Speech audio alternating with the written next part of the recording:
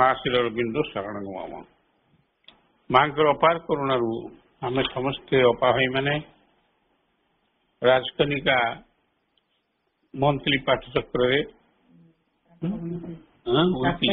साप्ताहिक पाठचक्र योगदान करते राजकनिका ब्लॉक श्री माँ एस्पिरेंट ग्रुप सब अपा भाई मान को मु स्वागत करुच्ची प्रणाम नमस्कार एवं शुभेच्छा ज्ञापन करुच्ची। आमर आलोचनार विषय क्रमान्वय जोटा चली मासक थे श्री अरविंद पंडिचेरी पर्व पंडिचेरी रे श्री अरविंद पहुंचला परठारु केमिति आश्रम प्रतिष्ठा होची आश्रम प्रतिष्ठा रे को माने सक्रिय भाव रे सहयोग करुचंती मां संगे आम से विषय सब आलोचना करुचे एवं वर्तमान डिसाइपल माने गोटी गोटी आश्रम को आसुच्च छाड़ी चली जाऊँगी केतक रोचंती से विषय आम आलोचना करुचे। आम गत मासरे अर्थात 12/3/24 पार्ट 34 रे आलोचना करथिले सत्येन्द्र कथा सत्येन्द्र आश्रम जनैक साधक थरे सत्येन्द्र मां को पचारे से केतेबेले सिद्धिर चरम सोपान रे पहुंचबे तांकर मानविक प्रकृति तो तांको निर्दय भाव रे तलकु टाणी आणुची सेतेबेले अति सहज भाव रे से कहंती मां को जते कहंती मां मु केतेबेले सिद्धिर चरम 5 रे पहुंचबी मां सेतेबेले कहंती let me carry you in my arms and the climbing will be easy. Again, dear child, I am always with you and my love and blessings never leave you. जेतेबेले से डिवाइन रहस्य को बुझी न पारी आश्चर्यचकित होई मां को मुह को चाही रहंती सेतेबेले मां तांको भितरे तांको निमंते प्रेम और भक्तिर भाव को बढ़ाई दियंती makes grow. She replies, the only mystic, the only spell is my love. मां कहती मोर भल पाइबा होची गोटे कुहुक परी जादू परी my love which is spread over my children मोर संतान मान के ऊपर मोर प्रेम स्प्रेड हो जाए बिछे हो जाए and calls down upon them the divine grace तांको ऊपर को भगवान कर अनुकंपा भगवान कर कृपा टाणी आणु वर्षा करू to help and to protect से को साहाय्य करिया पाई एवं प्रोटेक्ट सुरक्षित कर रखिया पाई भगवान को ग्रेस बहु प्रेम तांको ऊपर को टाणी आणु वर्षक भितर सत्येन्द्र बुझीगले सारा जगत रे मां को परी भल पाइबा आउ के दे पारिबे नाही आज लवेबल आज हिज डियर मामा कहले मोर डियर मामा द मदर जेमिति भल पाती आउ पृथ्वी रे सेमिति के भल पाई पारिबे नाही एई कथा भाबिला बेले तांको इमिडिएट रेस्पॉन्स प्राप्त होता है से संगे संगे रेस्पॉन्स आसे ताला love love love to my very dear child मां कहता सब बेले ही मोर प्रिय संतान प्रेम प्रेम प्रेम all the joy all the light all the peace of the divine love and also my living blessings मां कहती समस्त सबुआड़े आनंद सबुआड़े आलोक सर्वत्र शांति एवं divine love and also my loving blessings तत्सहित मोर प्रेमपूर्ण आशीर्वाद when could one find an arbour arbour अर्थ लता कुंज where could one find an arbor of security as restful and as beneficent and as perfectly secure as the mother's love. Satyendra ଲେଖନ୍ତି, ଏମିତିଆ ଲତା କୁଞ୍ଜଟିଏ କୋଉଠି ମିଳିବ ଯାହା ଭିତରେ ବସିଲେ ସିକ୍ୟୁରିଟି ମିଳିବ, ରେଷ୍ଟ ମିଳିବ, ବେନିଫିସେଣ୍ଟ ମିଳିବ, ମନ ପ୍ରାଣ ଶରୀରକୁ ବହୁତ ଲାଭ ମିଳିବ। and as perfectly secure as the mother's love. ଯେମିତି ମାଙ୍କ ପ୍ରେମ ଭିତରେ ଏଇ ଯୋଉ ଜିନିଷ ଅଛି, ସିକ୍ୟୁରିଟି, ବେନିଫିସିଆଲ ଆଣ୍ଡ ରେଷ୍ଟ, ଇଏ ଗୋଟିଏ ଜାଗାରେ ଏତେ କଥା ମିଳିବ ନାହିଁ। ତେଣୁ ସେ ମା ନିଜେ ହେଉଛନ୍ତି ଗୋଟିଏ ଲତା କୁଞ୍ଜ, ଆର୍ବୋର ବୋଲି କହିଛନ୍ତି ସତ୍ୟେନ୍ଦ୍ର, ARBOUR, ଯାହା ଅର୍ଥ ହେଉଛି ଲତା କୁଞ୍ଜ। କେଉଁଠାରେ କ'ଣ ପ୍ରାପ୍ତ ହୋଇପାରିବ ଏହିପରି ସୁରକ୍ଷା ପ୍ରଦାନକାରୀ ଲତା ପୁଷ୍ପ ଘେରା କୁଞ୍ଜଟିଏ ମାଙ୍କୁ ଲକ୍ଷ୍ୟ କରି ସେ କହୁଛନ୍ତି, ଯେଉଁଠାରେ ବିଶ୍ରାମ ନେଇ ହେବ ଏବଂ ଆନନ୍ଦ ପ୍ରଦାନକାରୀ, ସମ୍ପୂର୍ଣ୍ଣ ଭାବରେ ସୁରକ୍ଷା ପ୍ରଦାନକାରୀ ଦିବ୍ୟ ଜନନୀ ମାଙ୍କର ପ୍ରେମ ବଳୟ ଭିତରେ ଏତେ ସୁରକ୍ଷା କିଏ ଦେବ? ମା ଶ୍ରୀ ଅରବିନ୍ଦ ଆଶ୍ରମରେ ସେତେବେଳେ ବର୍ତ୍ତମାନ ବି ପ୍ରେମର ବନ୍ୟା ଛୁଟୁଥାଏ, ଆଲୋକର ବନ୍ୟା ଛୁଟୁଥାଏ। କେତେକ ସାଧକ ଦେଖିଛନ୍ତି ଯେ ଆଶ୍ରମ ଅଗଣା ସାରା ଆଲୁଅ, ସବୁବେଳେ ଦିବ୍ୟ ଆଲୋକ, ଉଜ୍ଜଳ ଆଲୋକରେ ପୂର୍ଣ୍ଣ। ଏହି ମାଙ୍କର ପ୍ରେମ ଆଲୋକ, ପ୍ରେମ ବହ୍ନି ଶିଖା। ତେଣୁ ପ୍ରେମ ବହ୍ନି ଶିଖା ମାଙ୍କର ସବୁବେଳେ ପ୍ରଜ୍ୱଳିତ ହୋଇକି ରହୁଥିଲା। ସମସ୍ତଙ୍କୁ ଉପରେ ତାହା ସେଇ ଆଲୋକକୁ ସେ ବିଛାଡ଼ି ଦଉଥିଲେ। ସମସ୍ତେ ମାଙ୍କର ଗ୍ରେସ୍ ବା ଅନୁକମ୍ପା ବା କୃପା ପ୍ରାପ୍ତ ହେଉଥିଲେ ଏବଂ ମା କାହାରିକି ପାଖରୁ ଛାଡ଼ିବା ପାଇଁ ଇଚ୍ଛା କରୁନଥିଲେ। ସମସ୍ତଙ୍କୁ ନେଇକରି କୋଳାଗ୍ରତ କରି ଯିଏ ଥକି ପଡୁଥିଲା ତାକୁ କୋଳେଇକିରି ଉପରକୁ ନେଇଯାଉଥିଲେ। ଏଇଆ ଥିଲା ସେତେବେଳର ବାତାବରଣ। ଆଜି ଆମେ ପାଠ କରୁଛେ ପାର୍ଟ 35ଟିକୁ ଆଲୋଚନା କରୁଛେ, 9/4/2024। ଆଉ ଜଣେ ସାଧକ ଭକ୍ତ ଆଶ୍ରମରେ ଆସିକି ଯୋଗ ଦେଲେ, ତାଙ୍କ ନାଁ ରିଷଭ ଚାନ୍ଦ। ଏଇମାନେ ଆସିକି ଆଶ୍ରମ ଗଢ଼ିଲେ। ରିଷଭ ଚାନ୍ଦଙ୍କର ଆଗମନ ହେଲା। ରିଷଭ ଚାନ୍ଦ ହେଉଛନ୍ତି ଯେଉଁ 10,000 ଯୁବକ କଲେଜ ପାଠ ଛାଡ଼ିକିରି ମହାତ୍ମା ଗାନ୍ଧୀଙ୍କର ଡାକରାରେ ଅସହଯୋଗ ଆନ୍ଦୋଳନରେ 1919-20 ମସିହାର ପ୍ରାରମ୍ଭରେ ଯୋଗଦାନ କରିଥିଲେ, ସେମାନଙ୍କ ମଧ୍ୟରୁ ଅନ୍ୟତମ। ତାଙ୍କ ନାଁ ରିଷଭ ଚାନ୍ଦ। ତତ୍ପରେ ସେ ତାଙ୍କର ନିଜ ଫାର୍ମ ସ୍ଥାପନାରେ ମନ ଦେଇଥିଲେ, ନିଜ ଗୋଟିଏ ଫାର୍ମ ବସେଇବେ ବୋଲି, ଯାହା ନାଁ ଦେଇଥିଲେ ସିଏ ଦି ଇଣ୍ଡିଆନ ସିଲ୍କ ହାଉସ। କିଏ ରିଷଭ ଚାନ୍ଦ? ସେଇ ବ୍ୟବସାୟ ସେ କଲିକତାରେ ଆରମ୍ଭ କରି ଏକ ଜଣାଶୁଣା ବ୍ୟବସାୟୀ ଭାବରେ ନିଜକୁ ପ୍ରତିଷ୍ଠା କରିପାରିଥିଲେ। ବ୍ୟବସାୟୀ ଭାବରେ ପ୍ରତିଷ୍ଠିତ ହୋଇସାରିଲା ପରେ ତାଙ୍କ ଭିତରେ ଯୋଗ ପ୍ରତି, ଯୋଗ ସାଧନା ପ୍ରତି ଯେଉଁ ଦୁର୍ବାର ଆକର୍ଷଣ ଥିଲା, ତାଙ୍କୁ ବ୍ୟବସାୟ ଓ ପରିବାର ବନ୍ଧନରେ ବାନ୍ଧି ରଖିବା ପାଇଁ ସେ ବାନ୍ଧି ହୋଇ ରହିପାରିଲେ ନାହିଁ। ଶେଷରେ ସେ 1931 ମସିହାରେ 1931ରେ ରିଷଭ ଚାନ୍ଦ ଥିଲେ ପଣ୍ଡିଚେରୀ। ମା ତାଙ୍କୁ ଗ୍ରହଣ କଲେ ଏବଂ ଅଳ୍ପ ଦିନ ଭିତରେ ସେ ଆଶ୍ରମରେ ସମସ୍ତଙ୍କ ପାଖରେ ଜଣାଶୁଣା ହୋଇଗଲେ। ମା ତାଙ୍କୁ ଫର୍ଣ୍ଣିଚର ଡିପାର୍ଟମେଣ୍ଟର ଦାୟିତ୍ୱରେ ରଖିଲେ ଏବଂ ସେହି କାର୍ଯ୍ୟରେ ସେ ଅତ୍ୟନ୍ତ ପାରଦର୍ଶିତା ପ୍ରଦର୍ଶନ କଲେ। ସେ ମଧ୍ୟ ଶ୍ରୀ ଅରବିନ୍ଦଙ୍କର କବିତା, ଦିବ୍ୟ ଜୀବନ ଗ୍ରନ୍ଥ, ଯୋଗ ସମନ୍ୱୟ ଗ୍ରନ୍ଥ ଏବଂ ଏହା ସବୁ ପାଠ କରି ଅନ୍ୟମାନଙ୍କୁ ଶୁଣାଉଥିଲେ। ଏହାକୁ ପାଠ କରୁଥିଲେ, ଅନ୍ୟମାନଙ୍କୁ ବି କହୁଥିଲେ। ସେ ମାଙ୍କର ଯୋଗ ଏବଂ ଶ୍ରୀ ଅରବିନ୍ଦଙ୍କର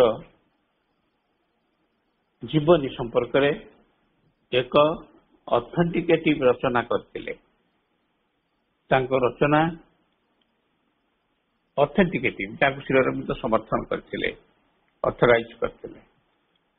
ତାଙ୍କ ରଚନା ଦ ବ୍ରାଜିୟର ଅଫ୍ ଲଭ୍ ପ୍ରେମର ଅଗ୍ନିଶିଖା ପୁସ୍ତକରେ ପ୍ରକାଶିତ ହୋଇଛି। ସେ ଲେଖିଥିଲେ ସେହି ପୁସ୍ତକରେ, ମୁଁ ଆଶ୍ଚର୍ଯ୍ୟ ହେଉଛି ସପ୍ତସତୀ ଚଣ୍ଡିକା ଦେବୀ ମହାତ୍ମ୍ୟରେ ଦିବ୍ୟ ଜନନୀ ମା ଦୁର୍ଗାଙ୍କୁ ସ୍ତୁତି କରାଯାଇଛି। ଚେତନା ବୃଦ୍ଧି, ଶକ୍ତି ବୃଦ୍ଧି, ଶାନ୍ତି ବୃଦ୍ଧି, ସୌନ୍ଦର୍ଯ୍ୟ ବୃଦ୍ଧି, କ୍ଷମା ବୃଦ୍ଧି, ଦୟାଭାବ ଇତ୍ୟାଦି ଦିଅନ୍ତୁ ବୋଲି ତାଙ୍କୁ ସଂସ୍ଥିତା ବୋଲି କୁହାଯାଇଛି। ପ୍ରେମ ରୂପେଣ ସଂସ୍ଥିତା ବୋଲି କୁହା ହିଁ ନାହିଁ। କିନ୍ତୁ ପ୍ରେମର ମୂଳତତ୍ୱର ବିଷୟଟିକୁ କାହିଁକି ଉଲ୍ଲେଖ କରାଯାଇ ନାହିଁ ସପ୍ତସତୀ ଚଣ୍ଡୀରେ? କୁହାଯାଇଛି ଶକ୍ତି ରୂପେଣ ଯାହା ଦେବୀ ସର୍ବଭୂତେଷୁ ଶକ୍ତି ରୂପେଣ ସଂସ୍ଥିତା, ଜ୍ଞାନ ରୂପେଣ ସଂସ୍ଥିତା, କର୍ମ ରୂପେଣ ସଂସ୍ଥିତା, ଚେତନା ରୂପେଣ ସଂସ୍ଥିତା, ବୁଦ୍ଧି ରୂପେଣ ସଂସ୍ଥିତା, ଶକ୍ତି ରୂପେଣ ସଂସ୍ଥିତା, କିନ୍ତୁ ପ୍ରେମ ରୂପେଣ ସଂସ୍ଥିତାଟି ନାହିଁ। ସେ ଲେଖନ୍ତି, love is the first, highest and the completest expression of the divine truth in the world. ये जगतरे दिव्य सत्यर परिप्रकाशर एकमात्र माध्यम होची प्रेम, कंप्लीटेस्ट संपूर्ण प्रेम। यदि संपूर्ण रूपे प्रेमर एक्सप्रेशन है ताहले ए सृष्टि प्रेम स्थापित है। And the supreme force that can lead the world back to the divine. एवं ये प्रेम माध्यम सुप्रीम फोर्स सर्वोत्तम शक्ति समस्त को सब सत्ता को जीव सत्ता को डिवाइन को आड़ को पुणी लीड करके नहीं जाई पारिबे, दिग निर्देश करी हाथ देखे ये आड़ जाओ बोली कहिबे। It includes all the other aspects and principles, and in the eternal fount of the most ineffable ecstasy and sweetness that flow out of the union of the human with the divine. Manish जदि divine सहित मनीषर union हुए, मिलन हुए, से मिलन फल automatically ता भीतर प्रवाहित हुए स्वीटनेस, एक्सटेसी, लव, जो वर्णना करी हबनी, मोस्ट इनएफेबल। एवं मां को सहित जदि किए एकाकार हला, मां को देखीदेला थरे, मां देखु बा न देखु ता भितर प्रेमर स्रोत प्रवाहित हो। And it is this love that is literally incarnate in the mother. सही प्रेम जदि आम लिटरली कहवा, आम कहूनी जदि आम भाषा रे कहवा, लिटरली कहवा, सही प्रेम मां को भितर प्रवाहित होउथला, मूर्तिमंत होकर अवतार नहीं, incarnate in the mother, in her presence, in her carriage, in her words, in her gesture and in her ways and dealings with men. मां प्रेजेंस उपस्थिति किसी कहूना बसिक even her girls are secrecies of light.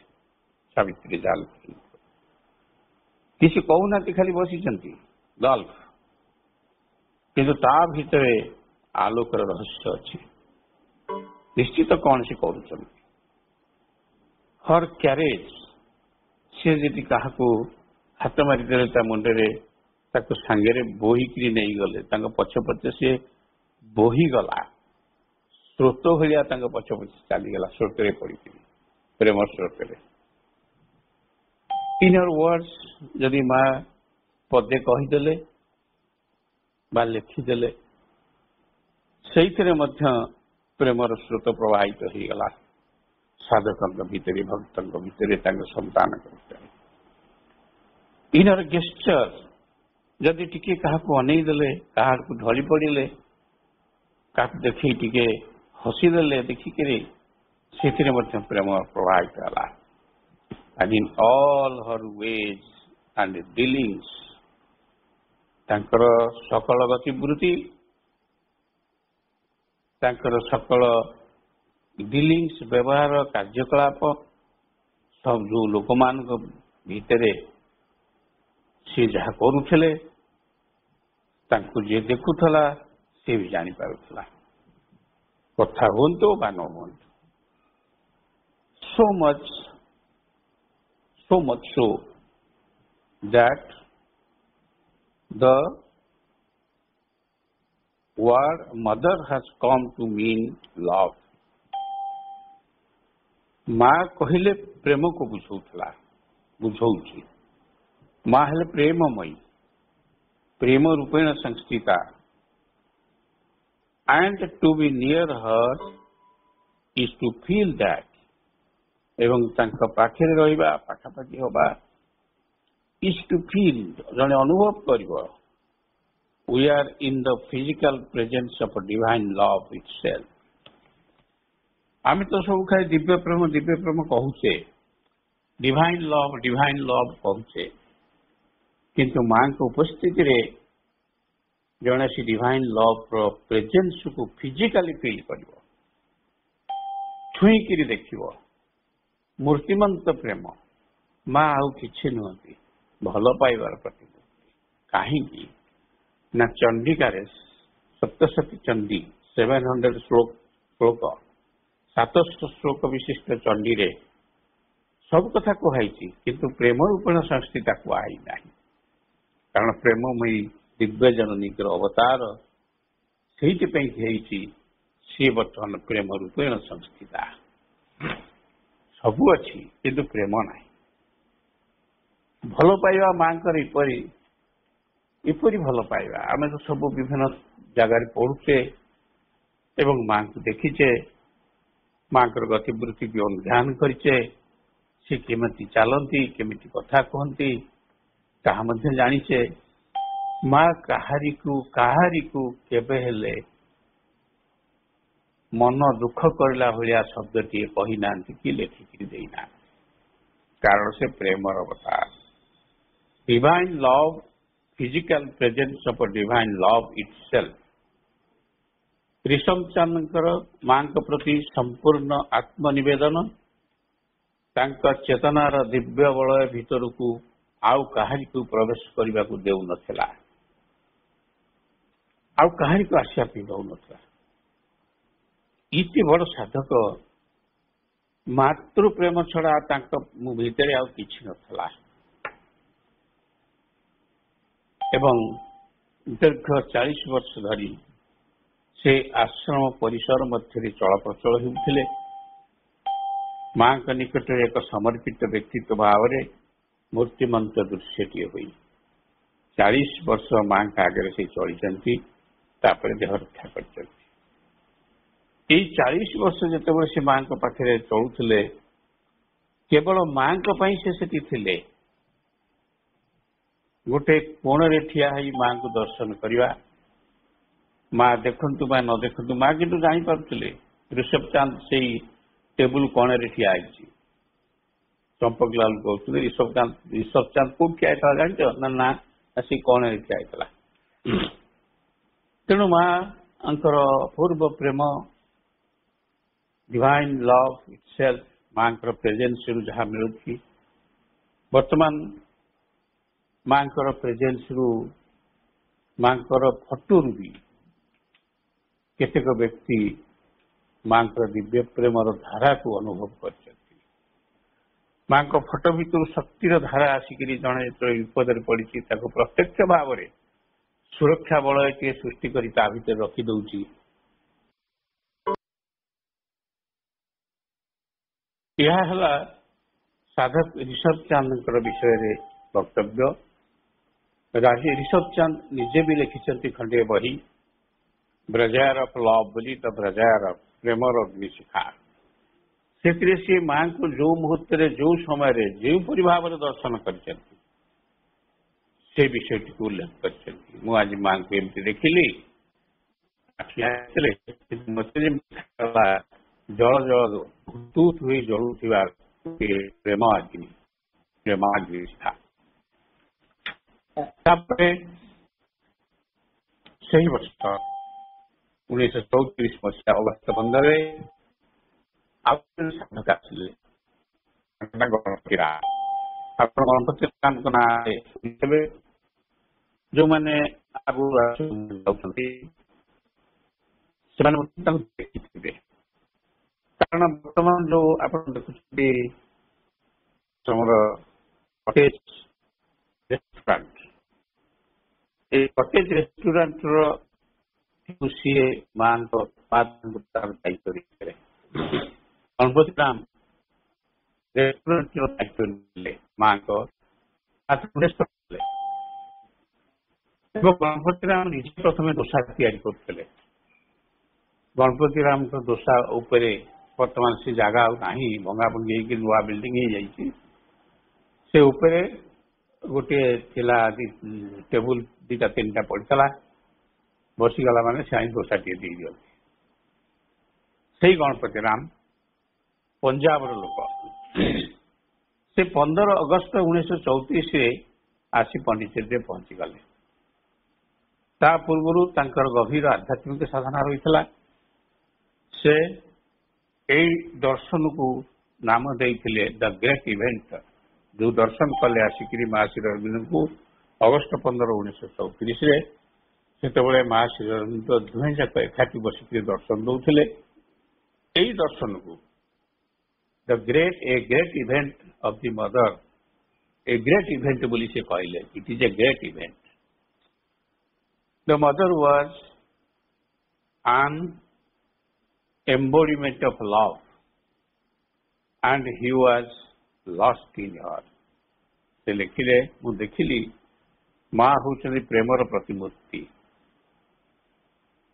एम्बोडीमेंट प्रेम ये रूप नहीं शरीर ग्रहण कर एवं तारी भितर माँ से प्रेम भितर मु निजक हजई थी गणपति राम माँ को दर्शन कर मजिगले निजक हजईदे से आश्रम कंपाउंड भितर अधिकांश समय रे आलोक परिपूर्ण हो रही देखुले से जितेबाला आश्रम को आसती गेट भितर भितर को गला बेलू देखते सब आलुओ राति हो दिन हो तार्थ माँ जो प्रेम अग्निशिखा सबु बेले आश्रम भितर जलुला से देखी अधिकांश समय आलोक परिपूर्ण हो रही से देखुले आश्रम कंपाउंड से किछि दिन पंजाब चलीगले समस्त संपत्ति बिक्री बटा कर वाइंड अप कर आश्रम को सबुदिन चली आसिले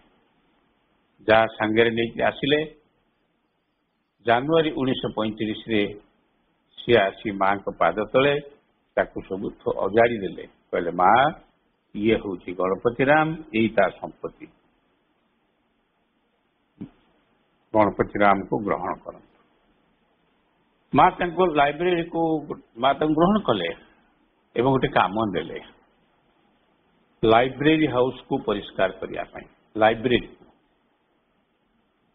परिष्कार करने कार्य देले यही कार्य को से 14 वर्ष काल विक्षुण भाव करते तत्सहित रेस्टोरेंट भी बसैले माँ को अनुमति माँ निर्देश देले तुम गोटे रेस्टोरेंट खोल यही विषय से लिखती my days start at 4 AM मो दिन सकाल 4 आरंभ है and I am happy to record that some of the best spiritual experience I have had वर ड्यूरिंग दिस 40 आवर्स से कहते प्रातः मुहूर्त प्रभात अनेक एक्सपीरियंस स्पिरिचुअल एक्सपीरियंस पाई अनेक ଉଠି ପଡନ୍ତି, ଗାଧୁଆ ସାରି ଦିଅନ୍ତି, କାମ ସାରି ଦିଅନ୍ତି, ମାଙ୍କୁ ଅପେକ୍ଷା କରିକି ରହନ୍ତି କେତେବେଳେ ମାଙ୍କ ଦ୍ୱାର ଖୋଲିବ, ଆଲୁ ଜଳିବ ମାଙ୍କ ରୁମରେ, ସେଇଠି ପ୍ରଣାମ କରିଦିଅନ୍ତି।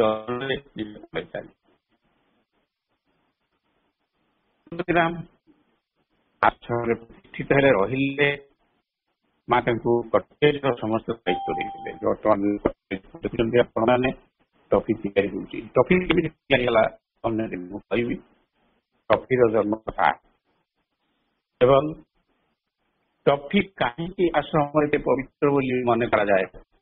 ସେତେବେଳେ ଏବେ କହୁଛନ୍ତି ଆଶ୍ରମ ଟଫି ବହୁତ ପଇସା ହେଲାଣି, ବାହାରୁ ସନ୍ଦେଶ କିଣି ଆଣିଲୁ, କିନ୍ତୁ ସନ୍ଦେଶ ଆଶ୍ରମ ଟଫି ତୁଳନୀୟ ନୁହେଁ, ଟଫି ଅତୁଳନୀୟ। ଯୋଉ ଜରିଟି ଗୁଡିଆ ହଉଛି ମା ତାକୁ ସିଲେକ୍ଟ କରିଥିଲେ। ସେତେବେଳେ ମା 3 ଥର 4 ଥର ତାକୁ ଚାଖିଲେ, କହିଲେ ଗଣପତି ରାମ ହେଲାନି, ତମେ ମାଡ୍ରାସରୁ ଲିକ୍ୱିଡ ସୁଗାର ମଗାଅ, ଲିକ୍ୱିଡ, ଏବଂ ସେଇ ଲିକ୍ୱିଡ ସୁଗାର ମିଶେଇକି ମତେ ଆଣି ଗୋଟେ ଦବ, ମୁଁ ଚାଖି ସାରିଲା ପରେ କହିବି। ମା କହିଲେ ନା ଅଧିକା ହେଇଗଲା, କମେଇ ଦିଅ। ଲିକ୍ୱିଡ ସାକାରିନ୍ ତାକୁ କହୁଛନ୍ତି। ଏବଂ ଯେତେବେଳେ ଠିକ ଭାଗ ମାପ ଠିକ ହେଇଗଲା, ମା ଭାରି ଖୁସି ହେଲେ, ଗଣପତି ରାମ ତମେ ତିଆରି କର, ମତେ ଗୋଟେ ଟ୍ରେରେ ଭର୍ତ୍ତି କରିକି ଦିଅ। ଏବଂ ସେଇଦିନ ଠାରୁ ମା ତାକୁ ବାଣ୍ଟିଲେ, ଯୋଉ ଟ୍ରେରେ ଆସିଲା ସମସ୍ତଙ୍କୁ ବାଣ୍ଟିଲେ। ମଦର୍ସ ଟଫି, ସେଇଦିନ ସେ ଟଫି ତିଆରି ଚାଲିଛି। ମାଙ୍କର ଆଶୀର୍ବାଦ ରହିଛି ଟଫି ପ୍ରତି। ସେ ଟଫି କେମିତି ଜନ୍ମ ହେଲା, କଣ ହେଲା, କାହିଁକି ମା ତାକୁ କଲେ, ଏ ବିଷୟ ଅନ୍ୟ ଦିନେ ଆଲୋଚନା କରିବା। ତାପରେ ଆଉ ଜଣେ ଭକ୍ତ ଆସିକି ପହଞ୍ଚିଲେ, ଆପଣ ତାଙ୍କୁ ଜାଣିଛନ୍ତି, ଲରେନ୍ସ ମାର୍ଶାଲ ପିଣ୍ଟୋ। ସେ ସୈନ୍ୟବାହିନୀରେ ଥିଲେ ମାର୍ଶାଲ। ଲରେନ୍ସ ମାର୍ଶାଲ ପିଣ୍ଟୋ ସେଇ ବର୍ଷ ଅର୍ଥାତ୍ 1935ରେ ପଣ୍ଡିଚେରୀ ଆସିଲେ, କିନ୍ତୁ 15 ଅଗଷ୍ଟ 1937ରେ ସେ ଏବଂ ତାଙ୍କର ନବବିବାହିତା ସହଧର୍ମିଣୀ ମୋନା, ଜନୈକା ଇଂଲିଶ ୱିମ୍ୟାନଙ୍କ ସହିତ ଆସିଲେ ଆଶ୍ରମକୁ। ପୁଣି ସେମାନେ ପ୍ରଭୁ ଶ୍ରୀ ଅରବିନ୍ଦ ଏବଂ ମାଙ୍କର ପ୍ରଥମ ଦର୍ଶନ ଲାଭ କଲେ। ପ୍ରଭୁଙ୍କୁ ଦର୍ଶନ କଲା ପରେ ତାଙ୍କ ପାଟିରୁ ସ୍ୱତ ବାହାରି ପଡ଼ିଲା। ଶେଷରେ I have seen majesty at last, ଶେଷରେ ମୁଁ ମହିମାନ୍ୱିତ ଐଶ୍ୱର୍ଯ୍ୟମୟ ଭଗବାନଙ୍କ ସ୍ୱରୂପକୁ ଦର୍ଶନ କଲି, କୃତ୍ୟ ହେଲି। କିଏ? ମାର୍ଶାଲ ପିଣ୍ଟୋ। ତାଙ୍କ ପାଟିରୁ ବାହାରିଲା ଶ୍ରୀ ଅରବିନ୍ଦଙ୍କୁ ଦେଖି ଦେଇକିରି, I have seen majesty at last, ଭଗବାନଙ୍କର ମହିମାନ୍ୱିତ ଐଶ୍ୱର୍ଯ୍ୟମୟ ସ୍ୱରୂପକୁ ଦର୍ଶନ କରି କୃତ୍ୟ ହେଲି। ତତ୍ପରେ ମାଙ୍କ କଥା ସେ ଲେଖୁଛନ୍ତି Pinto, I saw there so much sweetness and love that I just ran up to her. ମା ବସିଛନ୍ତି, ମୁଁ ତାଙ୍କ ପାଖରେ ଏତେ ପରିମାଣରେ ମାଧୁର୍ଯ୍ୟତା, ଏତେ ପରିମାଣରେ ପ୍ରେମ ଦର୍ଶନ କଲି, ରହିପାରିଲି ନାହିଁ, ସିଧା ସିଧା ଦୌଡ଼ିଲି ତାଙ୍କ ପାଖକୁ। and put my head into her lap, ଏବଂ ତାଙ୍କ କୋଳରେ ମୋ ମୁଣ୍ଡଟିକୁ ରଖିଦେଲି। ଏବଂ ମୋ ପରେ ପରେ my wife Mona did the same, Mona ମଧ୍ୟ ସେୟା କଲା। ତାପରେ then I took up courage, ତାପରେ ମୁଁ ଟିକେ ସାହସ ବାନ୍ଧିଲି to put my head in his lap. His means Shri Aurobindo. Shri ଅରବିନ୍ଦଙ୍କର କୋଳରେ କେହି ମୁଣ୍ଡ ରଖନ୍ତି ନାହିଁ, କିନ୍ତୁ ସେ କହିଲେ, ମୁଁ ସେ ତ ସୈନ୍ୟବାହିନୀର ଲୋକ, କହିଲେ ମୁଁ କରେଜ ବାନ୍ଧିଲି, ସାହସ ବାନ୍ଧିଲି, ସାହସ ବାନ୍ଧିକିରି ଗଲି, ସିଧା ସିଧା ଶ୍ରୀ ଅରବିନ୍ଦଙ୍କ ଲ୍ୟାପରେ ମୁଣ୍ଡ ଟିକେ ରଖିଦେଲି। and felt his love and sweetness,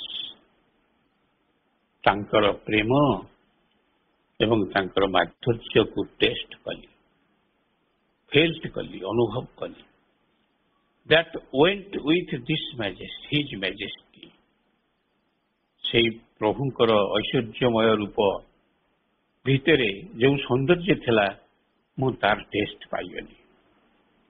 then I put my head between them, ଦି ଜଣଙ୍କର ମଝିରେ ମୁଣ୍ଡ ଟିକେ ନଇଁକିରି ରଖିଲି।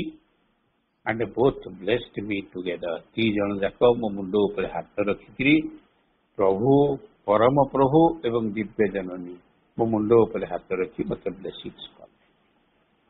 such a marvelous experience, ଏହି ପ୍ରକାର ଏକ ଚମତ୍କାର ଅପୂର୍ବ ଅନୁଭୂତି ମୋର ହେଲା। এই বিষয়টিକୁ ସେ ମଦର ଇଣ୍ଡିଆ ଅଗଷ୍ଟ 76 पेज 656 ରୁ 57 ରେ ଲେଖିଛନ୍ତି। ତାପରେ ସେମାନେ ପୂର୍ଣ୍ଣ ଯୋଗ ଗ୍ରହଣ କଲେ ଏବଂ ସେହି ଦିନଠାରୁ ଆଶ୍ରମରେ ରହିବାକୁ ଲାଗିଲେ ସ୍ୱାମୀ ସ୍ତ୍ରୀ ଦିନ ଯାକ ଏବଂ ମାଙ୍କ ପ୍ରତି ତାଙ୍କର ଅନଷ୍ଟେଣ୍ଡ ସର୍ଭିସେସ୍ ପ୍ରଦାନ କଲେ। ମାଙ୍କ ପ୍ରତି ସେବା ଅନଷ୍ଟେଣ୍ଡ, ଯେଉଁଥିରେ ଟିକେ ଦାଗ ଲାଗିନି, ଏହି ପ୍ରକାର ସେବା, ଅଷ୍ଟେଜଟା ନିଷ୍କଳଙ୍କ ସେବା ପ୍ରଦାନ କରିବାକୁ ଲାଗିଲେ। କିଛି ଚିନ୍ତା କଲେନି, ମା ଯାହା କହନ୍ତି ସାଙ୍ଗେ ସାଙ୍ଗେ ଉଦାର ଦୌଡ଼ି ଦୌଡ଼ି ଯାଇ କରିଦିଅନ୍ତି। ଏପ୍ରିଲ 1938ରେ ପ୍ରଭୁ ଶ୍ରୀଅରବିନ୍ଦ ଲରେନ୍ସ ପିଣ୍ଟୋଙ୍କୁ ଏକ ନୂଆ ନାମ ପ୍ରଦାନ କଲେ, ତାହା ହେଲା ଉଦାର। ଉଦାର ପିଣ୍ଟୋଙ୍କୁ ଆପଣ ଦେଖିଛନ୍ତି, ଜାଣିଛନ୍ତି। ଏବଂ ଏହି ନାମ ପାର୍ଶ୍ୱରେ ଲେଖିଦେଲେ, besides the name, noble, generous, upright and sincere। ଉଦାର ହଉଛି ନୋବୁଲ, ପୁରାପୁରି ରାଜକୀୟ, ଜେନେରସ୍ ଦୟାଶୀଳ, ଅପରାଇଟ୍ ସିଧାସଳଖ ଏବଂ ସବୁ କାମରେ ସିନସିୟର। ଯଥାଶୀଘ୍ର ଉଦାର ଆଶ୍ରମରେ ପପୁଲାର ହେଇଗଲେ, ଜଣେ ଡାଇନାମିକ ଫିଗର ହୋଇ ଉଠିଲେ। ଯୋଉଠି ଦେଖିବ ଉଦାର ଅଛନ୍ତି, ଯାହାକୁ ସାହାଯ୍ୟ ଦରକାର ପଡ଼ିଲା ଉଦାର ଦୌଡ଼ିଲେ। ମା ଯଦି ଡାକିଦେଲେ ଉଦାର, ସେ ସିଧା ସିଧା ମାଙ୍କ ପାଖକୁ ଦୌଡୁଥିଲେ। ସେ ଏକାଧାରରେ ଥିଲେ ଜଣେ ଇଞ୍ଜିନିୟର, ସଂଗଠକ, ଆକ୍ଟର ଆଣ୍ଡ ସାଧକ, ରୋଲ୍ଡ ଇନଟୁ ୱାନ୍। ସବୁ ଇଞ୍ଜିନିୟର, ସଂଗଠକ, ଆକ୍ଟର ଏବଂ ସାଧକ, এই ଚାରିଟା ଜିନିଷ ଯେମିତି ରୋଲ କରାହେଇଥିଲା ତାଙ୍କ ଭିତରେ। ମୋନା ତାଙ୍କ ସ୍ତ୍ରୀଙ୍କୁ ମା specially ଚୁଜୁନ to take charge of Golconda. Golconda guest house, a large modern dormitory for sadhaks, built soon after their coming. ସେ ଦି ଜଣ ଆସିଲା ପରେ ମା ଗୋଲକୁଣ୍ଡେ କନଷ୍ଟ୍ରକ୍ସନ କରୁଥିଲେ, ସରିଲା ପରେ ତାର ଦାୟିତ୍ୱ ଦେଲେ ମୋନାଙ୍କୁ। ଏ ଗୋଲକୁଣ୍ଡକୁ ଏଥରକ ଆମେ ଯାଇ ପଚାରିଲୁ, ଏଠି ଆଜ୍ଞା ରହିବା ପାଇଁ ଦିନକୁ କେତେ ଭଡ଼ା ପଡ଼େ, what is the rate? ସେ କହିଲେ ଏଠି ରେଟ୍ ଫେଟ୍ କିଛି ନାହିଁ। It is not a lodging, neither a lodging nor a guest house, it is mother's house. ଏଠି ମାଙ୍କ ଘରେ ଯିଏ ରହିବେ ସେ ଗଲାବେଳେ ଅଫରିଂ ଦେଇଯିବେ, କିନ୍ତୁ ରେଟ୍ ଫେଟ୍ କିଛି ନାହିଁ ଏଠି। ଏ ଲାର୍ଜ ମଡର୍ନ ଡର୍ମିଟୋରୀ ଫର୍ ସାଧକ, built soon after her coming, their coming, a difficult task which she executes to this day with very meticulous perfection। Mona ସରକାର ଥିଲା ପର୍ଯ୍ୟନ୍ତ, ଉଦାର ବି ନାହାନ୍ତି, ମୋନା ବି ନାହାନ୍ତି, ମୋନା ପିଣ୍ଟୋ, ସେ ଥିଲା ପର୍ଯ୍ୟନ୍ତ ଟିକିନିକି ଭାବରେ ଏଇ ଗୋଲକୁଣ୍ଡର ଦାୟିତ୍ୱରେ ଥିଲେ। ଏବଂ ଯେତେବେଳେ ଡିସେମ୍ବର 25ରେ ଆଶ୍ରମରେ ପାଳିତ ହୁଏ ବଡ଼ଦିନ ଏବଂ ଖ୍ରୀଷ୍ଟମାସ, ସେତେବେଳେ ଏଇ ଖ୍ରୀଷ୍ଟମାସ ଉତ୍ସବଟିକୁ ମୋନା, ଯେହେତୁ ସେ ଇଂଲଣ୍ଡର ଝିଅ, ଲଣ୍ଡନର ଝିଅ, ପରମିଶନ ନେଇକରି ତାକୁ ଥିଏଟର ହାଉସରେ ଆରମ୍ଭ କରିଥିଲେ। ଆମେ ମୋନାଙ୍କୁ ଦେଖିଛୁ, ଉଦାରଙ୍କୁ ବି ଦେଖିଛୁ। ସେଠି ଯେତେ ପ୍ରକାର କମ୍ପିଟିସନ ହୁଏ, ସବୁ କମ୍ପିଟିସନରେ ସମସ୍ତେ ପ୍ରାୟ ଯେତେ ଯାଇଥାନ୍ତି ସମସ୍ତେ ଉପହାର ପାଆନ୍ତି। ମା କହିଥାନ୍ତି କିଏ ଯେମିତି ଉପହାର ନ ନେଇକି ଏଠୁ ଫେରିବେ, ତେଣୁ ତାର ବ୍ୟବସ୍ଥା ସଜା ପଛ ସବୁ ମନା ସରକାର କରିଥାନ୍ତି। ମନା ସରକାର ନୁହେଁ, ମନା ପିଲା। ଏହି ସମୟରେ ଅନେକ ଲୋକ ଆଶ୍ରମକୁ ଆସିଲେ। ବର୍ଷ ସାରା ଯିବା ଆସିବା ଲାଗି ରହିଥିଲା। ସେମାନଙ୍କ ମଧ୍ୟରେ କେତେକ ଥିଲେ କର୍ମଯୋଗୀ। ସେମାନଙ୍କ କାର୍ଯ୍ୟ ଥିଲା ଆଶ୍ରମ ରଥର ଚକ ଯାହା ଖୁବ୍ ଜଟିଳ ଥିଲା ତାକୁ ଆଗକୁ ବଢ଼େଇବା, ଆଣିବା, ଯାହା ଏକାଧାରରେ ଟୁଲ ଏବଂ ନଲେଜଲେସଲି ଆଗେଇଯିବ। ଅନେକ ଆଶ୍ରମର ଆନନ୍ଦମୟ ବାତାବରଣକୁ ଆକଣ୍ଠ ପାନ କରି ଆପ୍ୟାୟିତ ହେଉଥିଲେ। ସେଥିମଧ୍ୟରେ ବୁଡ଼ି ରହୁଥିଲେ ଏବଂ ସେହିମାନେ cultivated poetry, philosophy, painting, music, history, ଅନେକ ଆଉ କେତେକ ଲର୍ଡ ଆଣ୍ଡ ଦି ମଦରଙ୍କୁ ଆଡୋରେସନ ଭାବରେ ତାହା ପ୍ରଦାନ କରୁଥିଲେ। ତେଣୁ ମା ଏବଂ ପ୍ରଭୁ ଶ୍ରୀ ଅରବିନ୍ଦଙ୍କୁ ଯେଉଁମାନେ ଆଡୋରେସନ କରୁଥିଲେ ସେମାନେ ପ୍ରକୃତରେ ପ୍ରିଷ୍ଟର କାମ କରୁଥିଲେ ଆଣ୍ଡ ପ୍ରିଷ୍ଟେସର କାମ କରୁଥିଲେ। ତାଙ୍କର ଭୂମିକା ଥିଲା ପ୍ରିଷ୍ଟ ଆଣ୍ଡ ପ୍ରିଷ୍ଟେସ୍। ତେଣୁ ଅବଶ୍ୟ ସେମାନେ ସେମାନଙ୍କର ସାଧନା ଯେଉଁଠାରୁ ଆରମ୍ଭ କରନ୍ତୁ ନା କାହିଁକି, ତାହା କର୍ମ ହେଉ, ଜ୍ଞାନ ହେଉ ବା ଭକ୍ତି ହେଉ, ତାରି ଭିତରେ ସେମାନେ ଗୋଟିକୁ ଧରିଲେ ଅନ୍ୟ ଦୁଇଟି ଆପେ ଆପେ ହୋଇଯାଉଥିଲା। ସେ କର୍ମଯୋଗ ହଉ, ଜ୍ଞାନ ଯୋଗ ହଉ, ଭକ୍ତି ଯୋଗ ହଉ। ଯିଏ ଭକ୍ତି କଲା ସେ ପ୍ରିଷ୍ଟ ହେଲା, ଯିଏ ଲେଖାଲେଖି କଲା ସେ ଜ୍ଞାନ ଯୋଗ କଲା ଏବଂ ଯିଏ ଯୋଉ ଦାୟିତ୍ୱ ଦିଆଗଲା ସେ ଦାୟିତ୍ୱକୁ ଠିକ ଭାବରେ ତୁଲେଇଲା ସେ କର୍ମଯୋଗ କଲା। ଏ ଜଣେ କର୍ମଯୋଗ କଲେ ସେ ଯେ ଜ୍ଞାନ ଯୋଗୀ ଭକ୍ତ ହୋଇପାରିବ ନାହିଁ ସେ କଥା ନୁହେଁ। କର୍ମ କଲା ମାତ୍ରକେ ଜ୍ଞାନ ଏବଂ ଭକ୍ତି ଆପେ ଆପେ ଚାଲି ଆସୁଥିଲା ତାଙ୍କ ଭିତରକୁ। ଏଇଟା ହଉଛି ଶ୍ରୀ ଅରବିନ୍ଦ ଆଶ୍ରମରେ ଏକ ନୂତନ ଜିନିଷ, ଭବ୍ୟ। ତାରି ଭିତରେ ସେମାନେ ଗୋଟିକୁ ଧରିଲେ ଅନ୍ୟ ଦୁଇଟି ଆପେ ଆପେ ଆସି ଯାଉଥିଲା ଏବଂ ସେମାନେ ଏପରିକି unconsciously practising integral yoga of Shri Aurobindo. Shri Aurobindo ଆଶ୍ରମରେ କିଏ ଇଣ୍ଟିଗ୍ରାଲ ଯୋଗ କରୁଛି ତାକୁ ଚିହ୍ନଟ କରିଦିଅ, ହେଇପାରିବନି। ସମସ୍ତେ ଏପରିକି ଅଚେତନ ଭାବରେ ବି ପୂର୍ଣ୍ଣ ଯୋଗ ଶ୍ରୀ ଅରବିନ୍ଦଙ୍କର ପୂର୍ଣ୍ଣ ଯୋଗକୁ ପ୍ରାକ୍ଟିସ କରୁଥିଲେ, ତାଙ୍କର କର୍ମ ମାଧ୍ୟମରେ, ଜ୍ଞାନ ମାଧ୍ୟମରେ ବା ଭକ୍ତି ମାଧ୍ୟମରେ। ସେମାନଙ୍କ ଭିତରେ ଏକ ନିର୍ଦ୍ଦିଷ୍ଟ ଦିବ୍ୟ ଆନ୍ତରିକ ବ୍ୟବସ୍ଥା, ଅନ୍ତର ଭିତରେ ସେଇଟା ପ୍ରତିଷ୍ଠିତ ହେଉଥିଲା, ପ୍ରସ୍ଫୁଟିତ ହେଉଥିଲା। ସେମାନଙ୍କ ଚକ୍ଷୁରେ ଯାହା ଅନ୍ତରରେ ଘଟୁଥିଲା, ଚକ୍ଷୁରେ ଉଜ୍ଜଳ ଜ୍ୟୋତି ଏବଂ ସାମଗ୍ରିକ ବ୍ୟକ୍ତିତ୍ୱ ଭିତରେ ପରିଲକ୍ଷିତ ହେଉଥିଲା। ମୁହଁରେ, ଶରୀରରେ, କଥାବାର୍ତ୍ତାରେ ଏବଂ ଚାଲିରେ,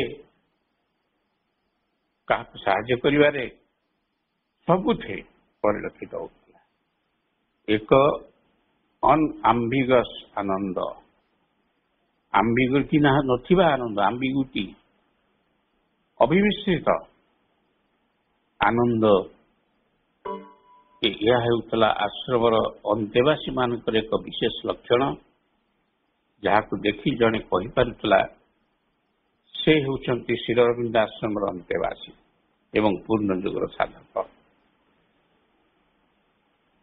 ତାର ମୁହଁକୁ ଦେଖିକିରି, ଆଖିକୁ ଦେଖିକିରି, ହୃଦୟର ଭାବକୁ ଦେଖି, ଚାଲିଚଳନକୁ ଦେଖି, ଅନ୍ୟମାନଙ୍କ ସହିତ ସେ କେମିତି ଡିଲ୍ କରୁଛନ୍ତି ତାକୁ ଦେଖିକିରି ଜଣେ କହିବ ଇଏ ଆଉ କେହି ନୁହନ୍ତି, ଇଏ ହେଉଛନ୍ତି ପଣ୍ଡିଚେରୀସ୍ଥ ପ୍ରଭୁ ଶ୍ରୀ ଅରବିନ୍ଦଙ୍କର ଆଶ୍ରମର ଜଣେ ଅନ୍ତେବାସୀ, ଇନମେଟ୍ ବା ଆଶ୍ରମାଇଟ୍।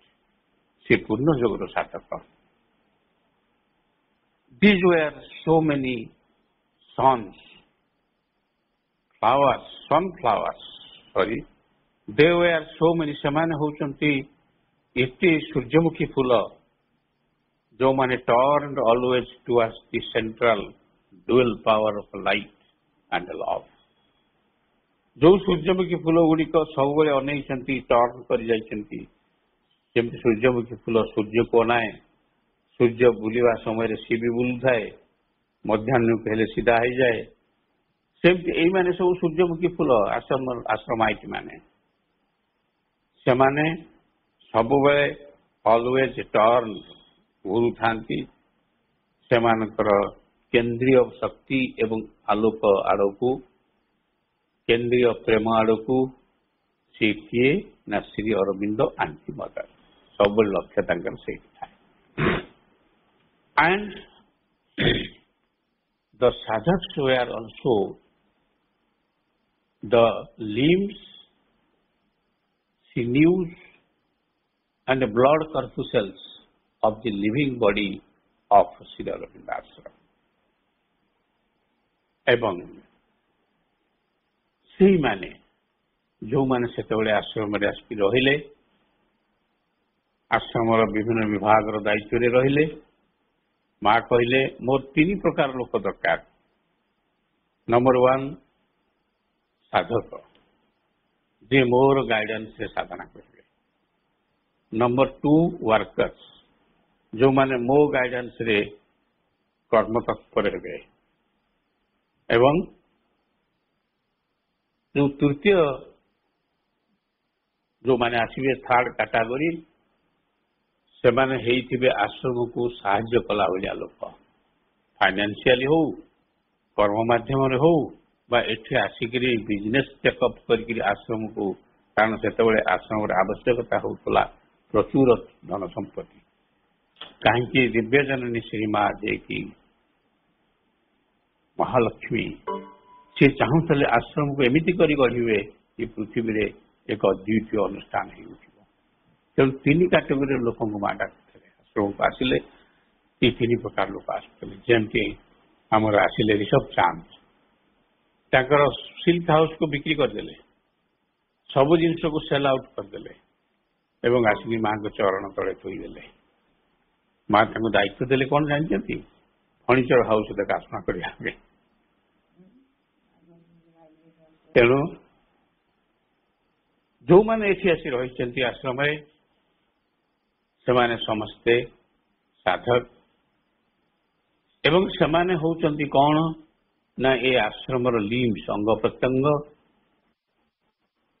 ଏ ଆଶ୍ରମର ରକ୍ତମାଂସ, ଏ ଆଶ୍ରମର ବ୍ଲଡ ସେଲ୍ସ, WBC, RBC। କାରଣ ଆଶ୍ରମ ହେଉଛି ଗୋଟେ ଲିଭିଂ ବଡି। ଆଶ୍ରମକୁ ଯାଇକିରି ଆମେ ଯଦି ଏଇସବୁ ଜିନିଷ ପ୍ରତି ସମ୍ମାନ ପ୍ରଦର୍ଶନ ନ କରିବା, ଆଶ୍ରମ ଡାଇନିଂ ହଲରେ ଆମ ବ୍ୟାଗରେ ଥିବା ଖଟା, ଆମ୍ବୁଲ ବା ଚଟଣି ବା ଲଙ୍କା ମରିଚ ବା ଲଙ୍କାଗୁଣ୍ଡ ପକେଇକି ଖାଇବା, ତାହେଲେ ଆଶ୍ରମର ବଡି କ୍ଷତ ସୃଷ୍ଟି ହୁଏ।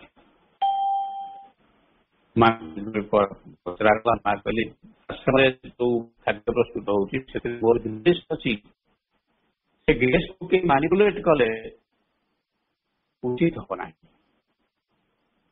ସେଥିପାଇଁ କି ସବୁବେଳେ ଶ୍ରୀ ଅରବିନ୍ଦ ଆଶ୍ରମ ସମସ୍ତଙ୍କୁ ନୂତନ ଦିଗ୍ଦର୍ଶନ ଦେଇ ଆସିଛି ବର୍ତ୍ତମାନ ପର୍ଯ୍ୟନ୍ତ ବି। ଏବଂ ମା ଏବଂ ଶ୍ରୀ ଅରବିନ୍ଦଙ୍କୁ ସର୍ବୋଚ୍ଚ ଭାବରେ ଭଲ ପାଇବା, ସର୍ବୋତ୍ତମ ଭାବରେ ତାଙ୍କୁ ଦେଖିବା ପୂର୍ଣ୍ଣଯୋଗୀ ମାନଙ୍କର କର୍ତ୍ତବ୍ୟ। ଆମେ ଯଦି ପୂର୍ଣ୍ଣଯୋଗୀ ବୋଲି କହୁଛେ ନିଜକୁ, ଆମକୁ ହୋଇ ଉଠିବାକୁ ପଡ଼ିବ ଯୋଗ୍ୟ ପୂର୍ଣ୍ଣଯୋଗ ପାଇଁ, ମା ଶ୍ରୀ ଅରବିନ୍ଦଙ୍କର ପ୍ରକୃତ ଅନୁଗାମୀ ହେବା ପାଇଁ। କେବଳ କଥାରେ ନୁହେଁ, କାମରେ, 3ଟି ଜିନିଷରେ। ଆଶ୍ରମରେ କ'ଣ ଲେଖାଲେଖି କରୁନଥିଲେ କେହି? ମ୍ୟୁଜିକ୍ କ'ଣ ବୋଲୁନଥିଲେ, ଶିଖୁନଥିଲେ, ପେଣ୍ଟିଂ କରୁନଥିଲେ, ଫିଲୋସଫି ପାଠ କରୁନଥିଲେ, ନା ବହି ଲେଖୁନଥିଲେ? ଆଶ୍ରମରେ ଯେତେ ବହି ଲେଖା ହେଇଛି ଆଉ କୌଣସି ଜାଗାରେ ହେଇନି। ପ୍ରଭୁ ଶ୍ରୀ ଅରବିନ୍ଦ ସମସ୍ତଙ୍କୁ ଗାଇଡ କରୁଥିଲେ। ଯଦି ପ୍ରଭୁ ଶ୍ରୀ ଅରବିନ୍ଦ କା ନାଁ ଧରି ଦେଇଛନ୍ତି ସେଦିନ, ସେ ଏତେ ଆନନ୍ଦିତ ହଉଥିଲା, ଏତେ ଖୁସି ହଉଥିଲା, ଖୁସିରେ ନାଚୁଥିଲା। ମୋ ନାଁ ପ୍ରଭୁ ଆଜି ଧରିଛନ୍ତି। ଅପା ଭାଇମାନେ, ଆପଣଙ୍କର ସମୟ ହେଇଗଲାଣି, ତେଣୁ ଆମେ ଏଇଠି ରଖିବା। ଆରଥରକୁ କର୍ମଯୋଗ ବିଷୟରେ ଆଲୋଚନା କରିବା। ଯୋଉ କର୍ମଯୋଗ ଆଶ୍ରମରେ କିପରି କରାଯାଉଛି, କରାଯାଉଥିଲା, ବର୍ତ୍ତମାନ କିପରି ହଉଛି, ଏବଂ ଆମେମାନେ ଯଦି କର୍ମଯୋଗୀ ହେବାକୁ ଇଚ୍ଛା କରିବା ଅଟୋମେଟିକ ଜ୍ଞାନ ଏବଂ ଭକ୍ତି ଆସିଯିବ। ମା କହିଛନ୍ତି ତୁ ଗୋଟିକରେ ଆରମ୍ଭ କର, ତିନିଟା ଯାକ କଣ ଏକାବେଳେ କରିବୁ। ତୁ ଭକ୍ତି ଭାବରେ ରହ, ଦେଖିବୁ କର୍ମ ଏବଂ ଜ୍ଞାନ ଅଟୋମେଟିକ ତୋ ଭିତରକୁ ଆସିଯିବ। ଇଏ ହେଉଛି ପୂର୍ଣ୍ଣ ଯୋଗ। ଏଥିରେ କୌଣସି କଥାର ବାଛ ବିଚାର ନାହିଁ। ସବୁ ପ୍ରେମ ସ୍ରୋତରେ ଭାସି ଭାସି ଆସି ଆମ ଅନ୍ତର ଭିତରେ ଉଦ୍ବୋଳିତ କରୁଛନ୍ତି। ଅପା ଭାଇମାନେ ଆସନ୍ତୁ ସେହି ପ୍ରେମ ସ୍ରୋତରେ ଭାସିବା ଏବଂ ପ୍ରଭୁ ଏବଂ ଦିବ୍ୟଜନନୀ ଶ୍ରୀମାଙ୍କର ପ୍ରଦର୍ଶିତ ପଥରେ ଆଗକୁ ବଢ଼ିବା। ଓಂ ଆନନ୍ଦମୟୀ ଚୈତନ୍ୟମୟୀ ସତ୍ୟମୟୀ ପରମେ ମା ଶ୍ରୀ ଅରବିନ୍ଦ ଶରଣଂ ମମ।